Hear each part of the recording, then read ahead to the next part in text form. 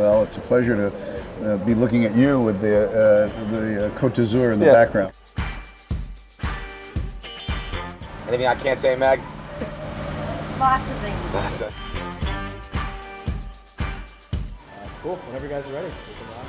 I wanted to talk this morning about the power of premium content and the future of that. I think this is the most exciting time to be in our business, in the creative business, for those that choose to accept that challenge, right? I think we're here, and a lot of people are talking about creativity, which is great. I think where we are today, people have gotten back to creativity. But from our point of view, and from my partner Jason Peterson's point of view, advertising is moving from being creatives to creators.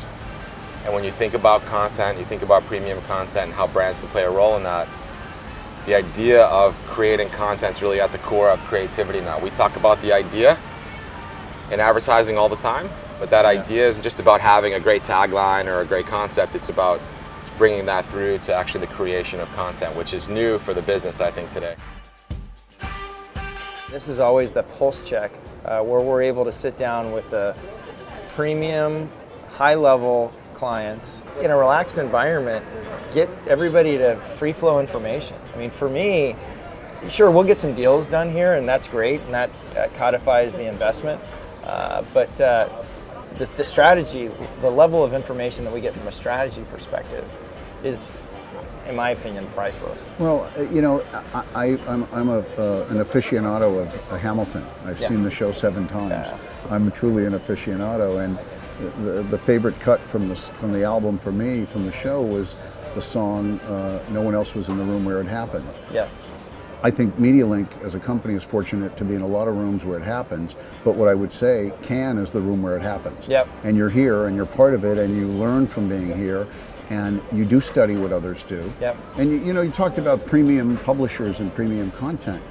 Last year's story was brand safety. Yep. Last year everybody was talking about brand safety. Yep. Joanne Ross, my favorite upfront in years was Joanne Ross at CBS standing up and showing a sinking cruise ship and an ad for a cruise line next to it. And I remember it well. Joanne said, "This ship does not happen on CBS." Okay. But I feel like we really kind of shot ourselves in the foot, retargeting. Right. And like I get that same ad, I just purchase something and I get it over and over and over again. Right, it's waste. It's waste. Right. And so I think we've got to reestablish that trust with the consumer. Right. And level set. So this is all a good thing. Yeah, I mean, it's funny you touched on trust, because to me, trust has been the red thread of all the events here at 2018 Cannes, and I mean, not just brand transparency and bot fraud and trust in each other as human beings, and trust but also trust in the creative process, and trust that what we do for a living and the service that we provide to brands is actually meaningful and makes a difference, right? You talked about being retargeted, a digital ad. People click on those by mistake. Maybe they have branding impact, but I think when you look at the click-through rates on the KPIs, it's usually typically people that you maybe hit the wrong button on their phone. I know I've done that a lot. Mm-hmm. And so we have that's especially on the phone. Yeah, especially on the phone. And I think that's our pushing into efficiency with content is important for us, but we need to make sure we do it in a more meaningful way. One of the things we've been talking about this year, though, is it's great that the trade associations, and I have great respect for them, do what they do.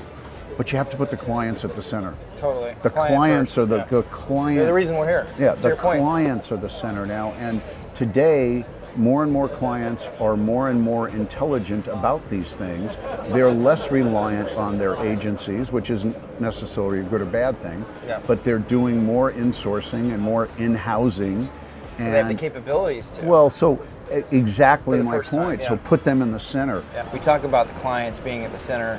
Once we cement that and understand what that story is, do you think that there's an opportunity to communicate to the consumers on what the value proposition is? We talk about data.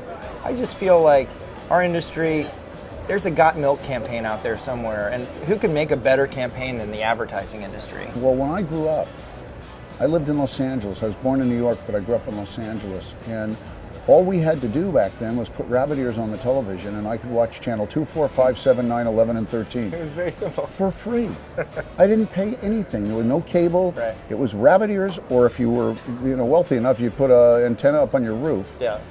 And it was free, except the value exchange, the quid pro quo was, whether it was television or getting in my car or turning on my AM, FM radio, it was free, except I had to agree in a tacit fashion to be available to either listen and or watch the commercial messages, which subsidized my content. Today, the consumer has to understand at some level that the data that has become available to the publishers is being monetized. Otherwise, then you got to pay for stuff. IP isn't going to be created for free. That's not happening. And I feel that nobody's communicated that to them. I feel that nobody has said in a vehicle, we've seen GDPR unfold over the past year. To my recollection, never did I see anybody message the consumer, if this goes a certain way, this could be your new internet bill. $10 for this site, $10 for that site, $10 for this site, if we pay for subscriptions, if we're in an ad-free world. When it comes to branded content, for the brands that you guys represent, what are you seeing the trends in the future therein? I think the best brands in the world, and even the best agencies in the world, have realized that our industry is moving from creatives to creators. We talked about that a minute ago. And in order to do that, a few things have to happen. One is that you have to have people on your team that understand not only how to develop an idea, but how to create that idea and have that idea and market in real time. The most important thing to do that is to be able to understand the data component of that. What types of content should we be creating? Where should we be creating? And how do we get it into the marketplace in front of the right people? One of the clients that we work with is Coca-Cola, and they, obviously being a great marketer, have a point of view on content creation, especially as it relates to, I would call it social and digital content. Is how do we find a way for our brands to be relevant in real time? How do we create content in real time? So when you have a model where you have content creators, strategy people, and analytics people together on one team, co-located with the client, you're able to create content and do it in a more meaningful, relevant way, and in a much more efficient way. Paul, thanks again for your time. It's my pleasure. It's incredibly beneficial and helpful to hear your perspective and where you think trends are going, and keep innovating. It's amazing what you guys have done. Thank you so much. Michael, thank you so much for your insight. It's so valuable and your time spent here. It's my pleasure. Incredible.